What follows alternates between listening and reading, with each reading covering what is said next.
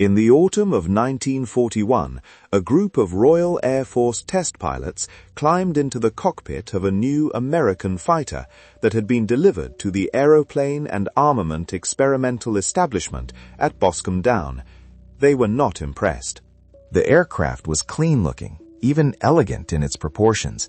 But performance figures do not lie, and these figures were telling a very specific story. Above 15,000 feet, the Allison V-1710 engine began losing power at an alarming rate. The supercharger was not adequate. The service ceiling was tactically limiting. Against the Focke-Wulf 190A that was currently tearing apart Royal Air Force Spitfire formations over occupied France, this American machine would be at a severe disadvantage anywhere that mattered. The official Royal Air Force assessment, filed in late 1941 and circulated through Air Ministry channels, described the North American NA-73 as underpowered for high-altitude combat and of limited tactical value in a European air war context. Some evaluators were more direct. The word useless appeared in informal correspondence. The aircraft was redirected toward low-altitude Army cooperation and tactical reconnaissance, roles where its ceiling limitations would not get pilots killed. They were looking at the right aircraft. They were asking entirely the wrong questions. By November 1944, that same aircraft, rebuilt around a different engine, equipped with drop tanks the Royal Air Force had initially opposed, and flown by American pilots operating under a doctrine the British establishment had refused to adopt, had destroyed 4,950 confirmed Luftwaffe aircraft. The German fighter arm that had terrorized European skies since 1939 was in irreversible collapse, and the aircraft that had been dismissed as underpowered and useless had done more to end Nazi air supremacy than any other single-weapon system of the war.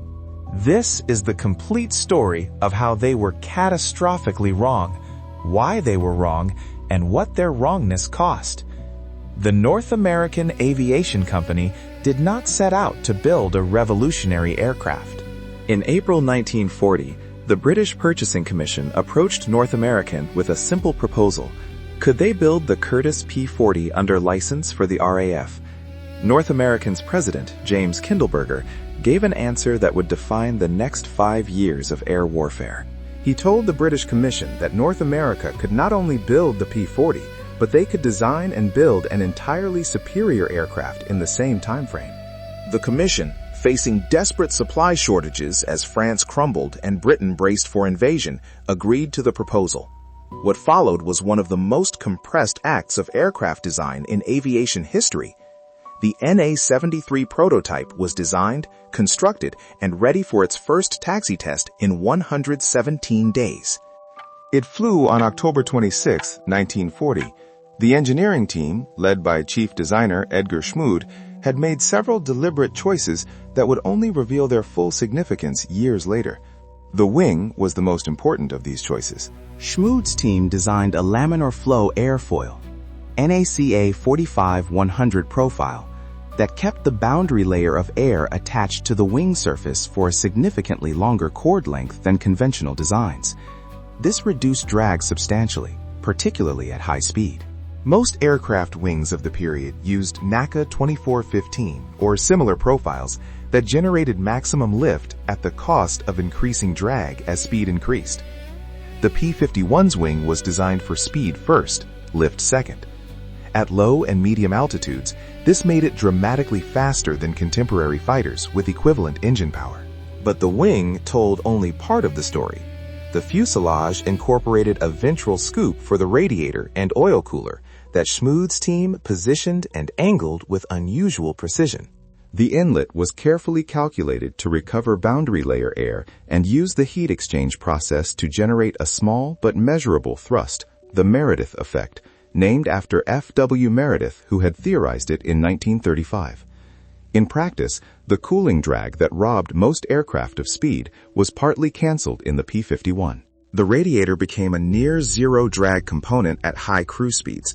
When Royal Air Force test pilots climbed into this machine in late 1941, they were measuring its performance against European combat requirements at altitudes between 20,000 and 30,000 feet. The Allison V-1710 at those heights was producing something between 800 and 900 horsepower, inadequate for a fighter that weighed 8,600 pounds loaded. The assessment was clinically accurate. For high-altitude interception over Britain and occupied Europe, the early Mustang was genuinely limited. What the Royal Air Force assessment couldn't see, because no one had yet made it visible, was what this airframe would become with a different engine breathing through it. The Rolls-Royce Merlin 61 was entering production in 1941 on a development schedule that had been pushed forward by the urgent demands of the Battle of Britain. It featured a two-stage, two-speed supercharger that maintained power output at altitudes where single-stage engines began choking. At 30,000 feet, the Merlin 61 was producing 1,565 horsepower. The Allison at the same altitude was producing less than half that. Ronald Harker, a Rolls-Royce test pilot, flew a Mustang I at the Duxford Airfield in April 1942 and immediately recognized what no one had formally stated. He wrote a memo to his superiors at Rolls-Royce that same day. The P-51 airframe, he noted, had dramatically lower drag than the Spitfire due to its laminar flow wing and Meredith effect cooling. If the Allison were replaced with a Merlin 61, the combination would produce a fighter of entirely different performance characteristics. He estimated it would be the fastest Allied fighter at altitude. His memo triggered a conversion program that Rolls-Royce funded and executed with remarkable speed. The first Merlin-powered P-51 flew on October 13, 1942. The results confirmed everything Harker had predicted and exceeded several of his projections. At 30,000 feet, the Merlin Mustang reached 433 miles per hour, faster than the Spitfire 9, substantially faster than the FW-190A at that altitude, and nearly 100 miles per hour faster than the Allison-powered version of the same aircraft. But here is where the story diverges from a simple engineering triumph into something strategically decisive. The Royal Air Force's response to the Merlin Mustang conversion was measured, institutionally cautious, and strategically myopic. The aircraft was good. The Royal Air Force acknowledged it was good. But the Royal Air Force's strategic framework for fighter aircraft was built around point defense and short-range interception. Fighters were tools for defending Britain and conducting fighter sweeps over occupied Europe. Range beyond a couple of hundred miles was operationally irrelevant to the Royal Air Force's doctrine. They did not need a fighter that could fly to Berlin. The United States Army Air Forces had a different problem.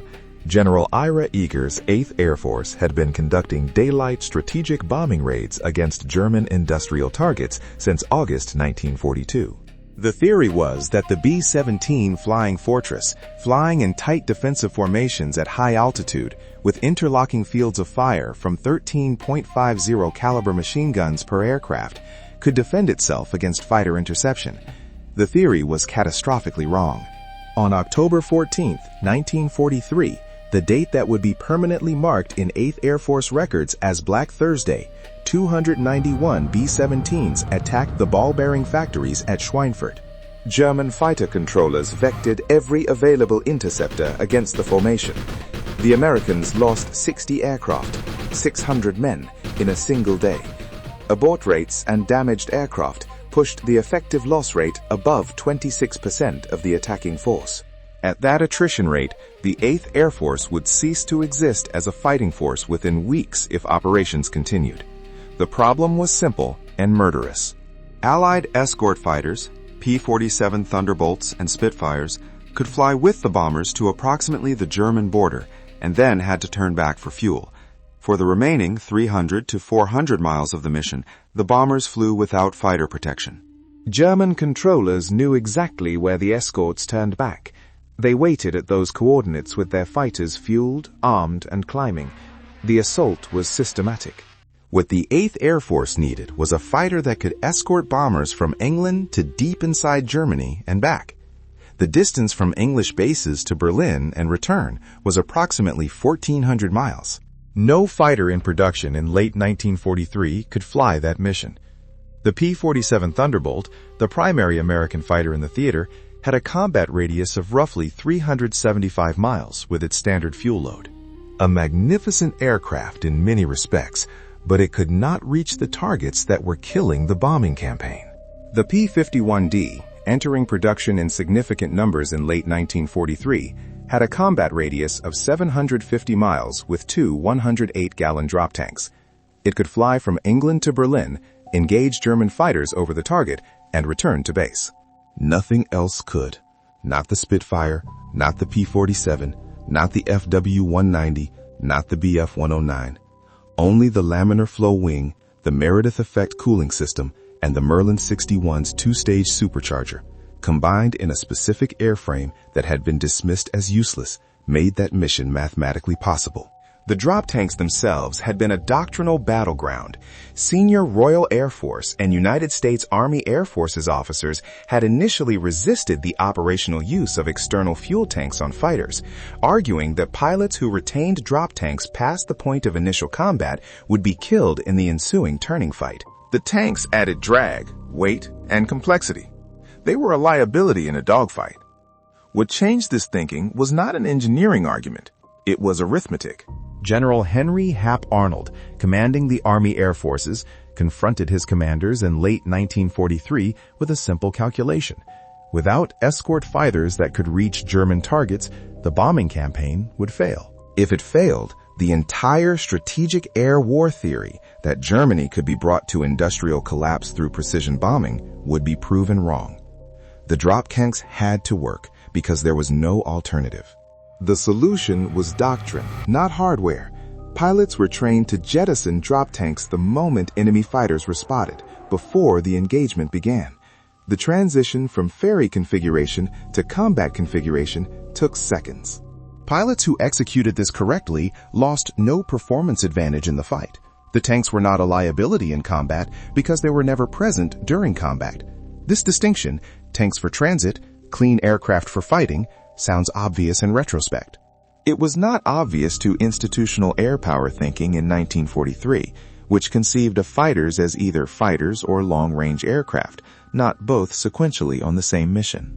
The P-51D entered operational service with the 8th Air Force's 354th Fighter Group in December 1943. The first Berlin escort mission was flown on March 3, 1944.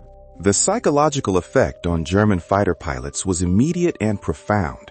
For 2 years, Luftwaffe interceptor tactics had been built around a reliable geographic fact. American escorts would turn back at a predictable point. German pilots could calculate exactly where the unprotected bombers would be and position their formations accordingly. On March 3, 1944, P-51s appeared over Berlin. German pilots reported to their controllers that the escorts were still present over the target. Controllers assumed the reports were errors. No Allied fighter could reach Berlin with enough fuel to fight. The reports kept coming. General Major Adolf Galland, commanding Germany's fighter arm, would later describe this moment as the point at which he recognized the strategic air war was over. In his memoir, he wrote that the appearance of P-51s over Berlin was a psychological blow of the first order. His pilots had been trained on the assumption of a protected withdrawal zone. That zone no longer existed. Let us examine what the RAF's original assessment actually got right and what it catastrophically missed. Because understanding the gap between those two things is where the real lesson lives. The RAF was correct that the Allison-powered Mustang was inadequate for high-altitude European combat. This was not a failure of analysis.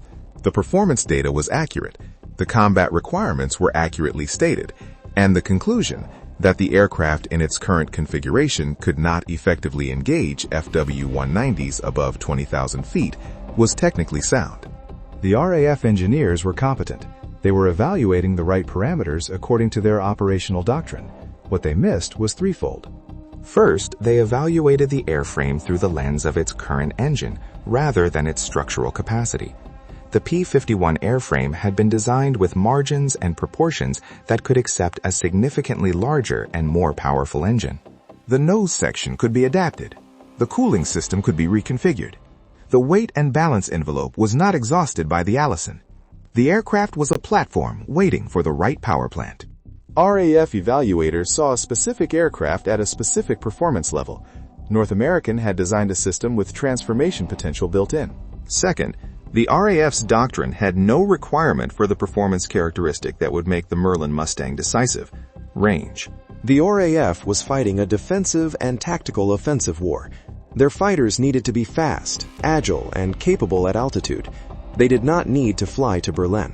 The P-51's exceptional range, a direct consequence of its low-drag airframe consuming less fuel at cruise than comparable fighters, was, from a Royal Air Force doctrinal perspective, a neutral characteristic.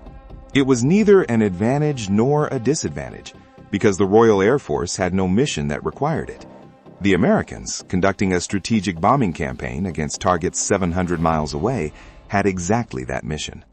The same airframe characteristic that the Royal Air Force had no use for became, in American operational hands, the single most important fighter capability of the European air war.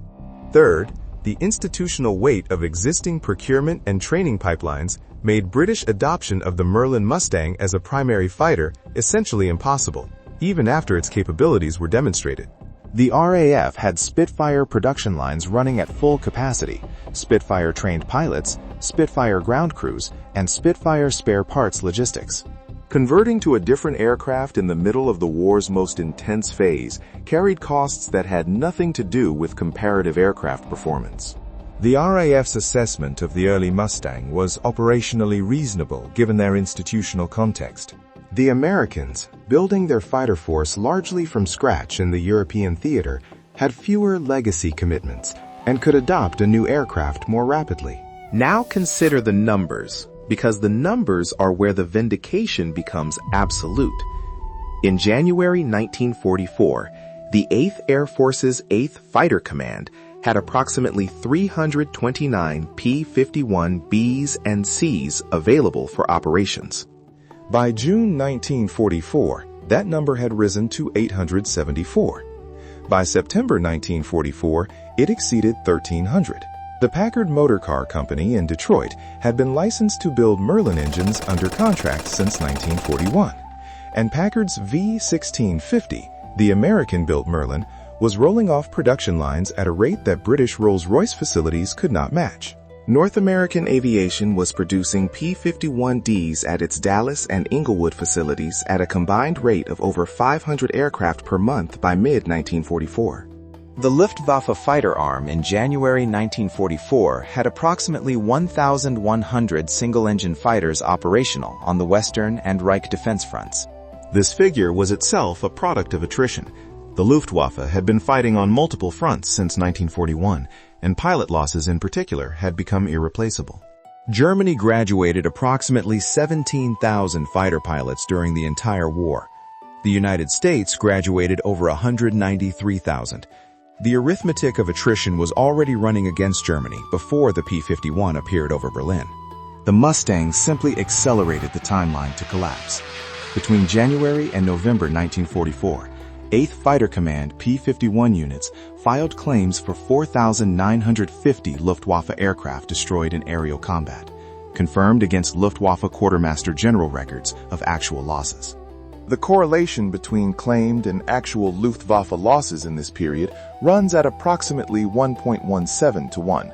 American overclaiming was present but minimal, a consequence of the chaotic visual environment of large-scale air combat, where multiple pilots sometimes claimed the same aircraft. The 4,950 figure, adjusted for verification, represents a genuine destruction of German fighter capability on a scale that permanently ended Luftwaffe air superiority over the Reich. The kill-to-loss ratio achieved by P-51 units during this period was 5.05 to 1. For every P-51 lost in air combat, more than 5 German aircraft were destroyed. The aircraft that had been dismissed as underpowered and useless was by any measurable standard the most effective air superiority fighter in the European theater in 1944.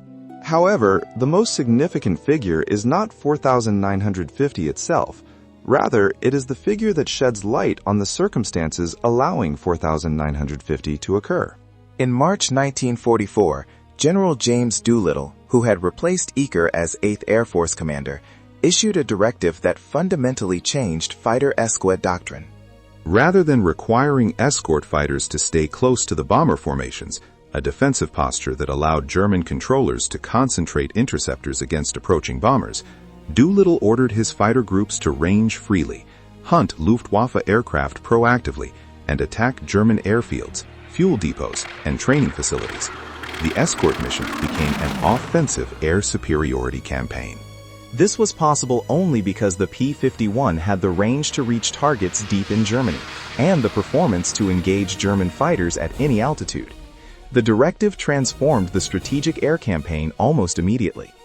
German fighter units that had previously been concentrated near their bases for mass interception were now subject to attack on the ground. Training flights were disrupted. Fuel became scarce as refineries were targeted. The cycle of replacement and training that had kept the Luftwaffe regenerating its losses was systematically attacked. By the spring of 1944, the Luftwaffe was declining not primarily because aircraft were being destroyed faster than they could be built. German fighter production actually peaked in September 1944 at 3,375 aircraft, but because experienced pilots were dying faster than they could be replaced. A P-51 could be shot down and its pilot could survive, walk away, and return to fly another mission within weeks. A P-51 could be shot down, the pilot killed, and North American would replace the aircraft within days from production stock. A Luftwaffe pilot with 2 years of combat experience, who was killed over the Reich in the spring of 1944, could not be replaced. Germany had the fuel to train pilots, but not enough fuel to train them to the standard needed to survive against experienced American fighter pilots flying P-51s. The sensory marker of the P-51 that German pilots came to recognize was not its sound, though the distinctive sound of a Packard Merlin at high power setting was audible at a significant distance. It was the silhouette. The long nose, the bubble canopy from the D variant, the teardrop-shaped belly scoop. German pilots scanning the sky over their formations looking for escort fighters had learned, by 1943, to identify the silhouettes of Spitfires and P-47s with their relatively short operational range as a kind of boundary. When those silhouettes disappeared from their 6 o'clock position, the escorts turned for home. When Mustang silhouettes appeared in their place, they did not disappear at the border. They were still there over Frankfurt. They were still there over Leipzig. They were still there over Berlin. Oberleutnant Heinz Knock, a Luftwaffe fighter pilot who had claimed 33 aerial victories by early 1944, described in his diary the psychological shift that accompanied the arrival of P-51 escorts deep inside Germany. He wrote that his pilots had begun to develop what he termed escort neurosis, a persistent anxiety about turning to engage the bombers because the escorts were always present, always at altitude, always with energy. The tactics that had produced victories in 1942 and 1943 were not working. The safe withdrawal zones were gone. The machine that had been evaluated as underpowered and useless was producing this effect. The same laminar flow wing that had made Royal Air Force evaluators shrug. The same low-drag fuselage that had seemed like an engineering curiosity. The same range characteristics that had been operationally irrelevant to the Royal Air Force's doctrine. Combined with the Merlin engine that transformed its ceiling and speed, and with the drop tank doctrine that made its range operationally deployable, these features had become the mechanism by which German air power over the Reich was systematically dismantled.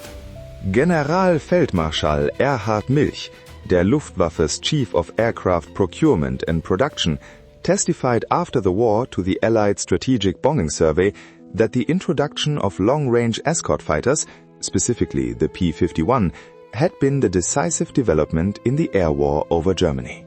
He stated, with the specificity that only post-defeat honesty permits, that Germany had no answer to an escort fighter with the P-51's combination of range, speed, and altitude performance. He noted that German aircraft designers had been aware, theoretically, that such a combination was achievable. They had not believed the Americans would achieve it when they did, at the scale they did, in the configuration they did. Milch's testimony is significant precisely because he had every institutional reason to attribute Germany's air defeat to other causes. He could have blamed fuel shortages, which were real and devastating to the Luftwaffe by 1944. He could have cited the two-front strategic overextension, also real. He chose to specifically identify the P-51 because, as a professional who had spent the war evaluating aircraft requirements, he recognized that the P-51 represented an engineering and doctrinal solution to a problem that German aviation had failed to anticipate. The aircraft the Royal Air Force called underpowered and useless. The aircraft the Luftwaffe had not expected to reach Berlin. The aircraft that North American aviation had designed in 117 days to satisfy a British procurement requirement for a copy of something else. There is a pattern here that extends far beyond one aircraft in one war. The Royal Air Force's evaluation framework was technically competent and institutionally logical. They were measuring a real aircraft against real requirements and arriving at accurate conclusions. The failure was not analytical incompetence.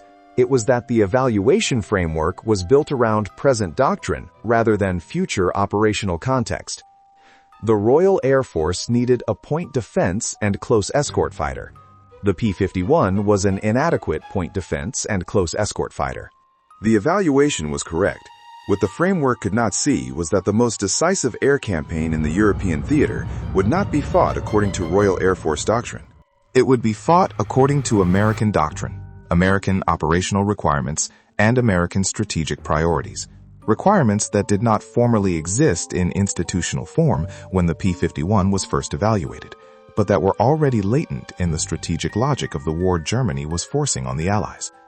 The Merlin conversion did not create the P-51's potential. It revealed it.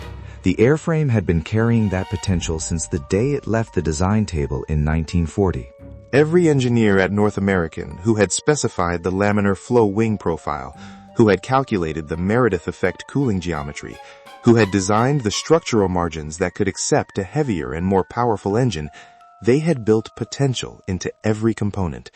They had built a system, not a point solution. The RAF evaluators in 1941 saw a point solution that did not solve their point. They were correct to dismiss it for their purposes. They were unable to see the system because their evaluation methodology had no category for future operational context we have not defined yet. This failure of imagination is not unique to the RAF in 1941. It appears repeatedly in the history of technology, in military procurement, in industrial innovation. The evaluation framework that exists at the moment of assessment is always built from past requirements. Revolutionary systems rarely fit existing evaluation frameworks because they are solving problems that existing doctrine has not fully articulated yet. The P-51 was solving the long-range escort problem in 1940, before the 8th Air Force strategic bombing campaign existed, before Black Thursday proved the bombers could not survive alone, before the American entry into the war had created the operational context that made the solution relevant. The Luftwaffe pilots who reported Mustangs over Berlin in March 1944 were not reporting a failure of German technology. They were reporting the operational consequence of an engineering philosophy built years earlier in a design room in Inglewood, California, by people who were not entirely sure what problem they were solving. The machine solved the problem it was designed for. It also solved the one that mattered most. Here is my question for you. The P-51 was evaluated as useless by one of the most technically sophisticated air forces in the world, and they were right within their framework. Does this change how you think about evaluating new technology? About the difference between what a system can do now and what it can become? Drop your thoughts in the comments. I want to know if you see the same pattern Milch saw from the losing side, that the real failure was the inability to imagine a doctrine that did not yet exist. If this reframed how you think about the P-51 story, or about how military technology actually gets evaluated, hit that like button and subscribe. We cover the history that the official narratives miss, the engineering decisions, the doctrinal failures, the moments where the wrong question was asked about the right answer. Thanks for watching.